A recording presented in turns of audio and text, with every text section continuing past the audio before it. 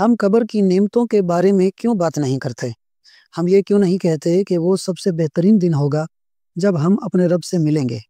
ہمیں یہ کیوں نہیں بتایا جاتا کہ جب ہم اس دنیا سے کوچ کریں گے تو ہم ارحم الراحمین کی لامحدود اور بے مثال رحمت اور محبت کے سائے میں ہوں گے؟ وہ رحمان جو ماں سے بھی زیادہ مہربان ہے۔ رسول اللہ صلی اللہ علیہ وآلہ وسلم نے ایک جانور کو دیکھا جو اپنا پاؤں اپنے بچے پر رکھنے سے بچا رہا تھا، تو آپ نے صحابہ سے فرمایا، بے شک ہمارا رب ہم پر اس ماں سے کہیں زیادہ مہربان ہے۔ ہم ہمیشہ صرف عذاب قبر کی باتیں کیوں کرتے ہیں؟ ہمیں موت سے ڈرایا کیوں جاتا ہے؟ یہاں تک کہ معاذ اللہ ہمیں یقین ہو چکا ہے کہ ہمارا رب ہمیں مرتے ہی ایسا عذاب دے گا جس کا تصور بھی نہیں کیا جا سکتا۔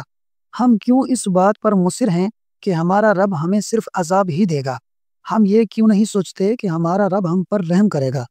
ہم یہ کیوں نہیں بتاتے کہ جب قبر میں صالح مومن سے منکر نکیر سوال و جواب کریں گے تو ہمارا رب فرمائے گا، میرے بندے نے سچ کہا، اس کے لیے جنت کا بچھونا بچھاؤ، اسے جنت کے کپڑے پہناؤ اور جنت کی طرف سے اس کے لیے دروازہ کھول دو اور اسے عزت کے ساتھ رکھو۔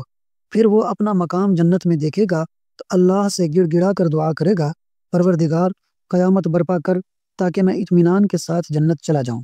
ہم یہ کیوں نہیں بتاتے کہ ہمارا عمل صالح ہم سے الگ نہیں ہوگا بلکہ قبر میں ہمارا مونس اور غمخوار ہوگا؟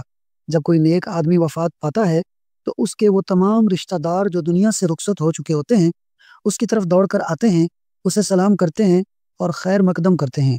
اس ملاقات کے بارے میں رسول اللہ صلی اللہ علیہ وآلہ وسلم نے فرمایا، یہ ملاقات اس سے کہیں زیادہ خوشی کی ہوگی جب تم دنیا میں اپنے کسی عزیز سے طویل جدائی کے بعد ملتے ہو۔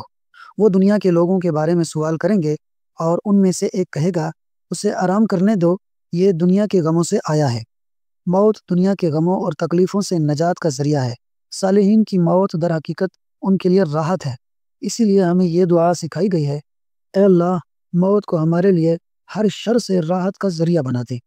ہم لوگوں کو یہ کیوں نہیں بتاتے کہ موت زندگی کا دوام ہے اور یہ حقیقی زندگی اور ہمیشہ کی نعمتوں کا دروازہ ہے؟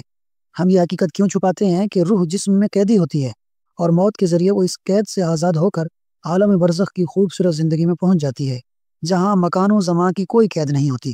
ہم کیوں موت کو صرف رشتہ داروں سے جدائی، غم اور اندوہ کے طور پر پیش کرتے ہیں؟